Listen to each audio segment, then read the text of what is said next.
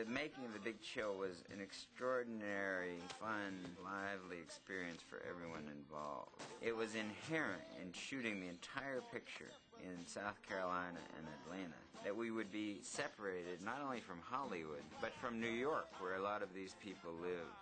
And I thought it was terrific that they would have very little contact with their friends, with their lovers, with their agents, that they would be isolated with this new group of people. We all lived on these little islands sort of near Hilton Head, between Beaufort and Hilton Head, so you had to drive across long bridges to get to the islands where our condos were. It was just miles away from anything, and it was in the middle of winter, so it was sort of a summer condo kind of thing. They were all empty. But we said, oh, this is it. They were right on a beach. The party house was Jeff and Kevin's, and they had a piano that they had rented. And that's where, you know, the games were. We had a lot of trivia games and charades, poker, things like that. I remember I caught Jeff Goldblum cheating at charades, and I was incensed. My sense of justice was completely offended that he was over sort of looking through all the answers, picking out the one he wanted to act at. Don't give me that shit. Kevin and Jeff, they would put on these like Scottish accents like that, you know. They called themselves the McGilty brothers, and they were everybody's competition because they were always jamming so much they distracted everybody from the game. You couldn't concentrate when they were telling jokes because you'd be rolling in the aisles. What the hell happened? Oh, this is a stuntman that's come in. We couldn't afford a real stuntman, so we got a stunt doll. We shoot everything in miniature, which cuts down on the budget. I had brought down from Canada a game called Trivial Pursuit, which wasn't even in the United States yet. And, of course, we spent a lot of time playing that. Everybody played Trivial Pursuit but me because I knew no trivia, and nobody wanted me on their team. But we would dance and laugh and talk. We went there and cooked big meals every night. And we went there and they played the piano and we sang. And then we all sang. And then we all put the records on and we danced and danced. I mean, it was ridiculous. And actually, it was Mary Kay who dragged me into that because I don't consider myself kind of a group person, and I love reading. And I'd say, no, I think I'll just go back and read. And she said, no, you've got to come, you know, and you've got to come and dance. And I said, dance? Are you joking?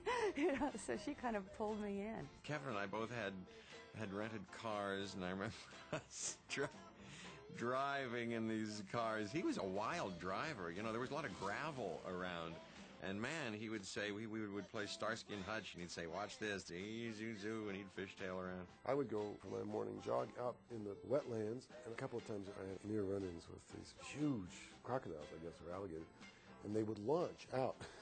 I'd be running along, and suddenly this log would go. I remember in the morning we used to throw toast.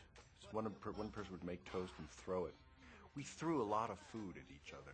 And I remember women's undergarments hanging from, we had a ceiling fan. Glenn Close and Mary Kay and I went to Kmart to buy Halloween costumes because we were filming during Halloween. And I don't know, we got some weird garb for ourselves. And we also bought women's underwear in huge sizes.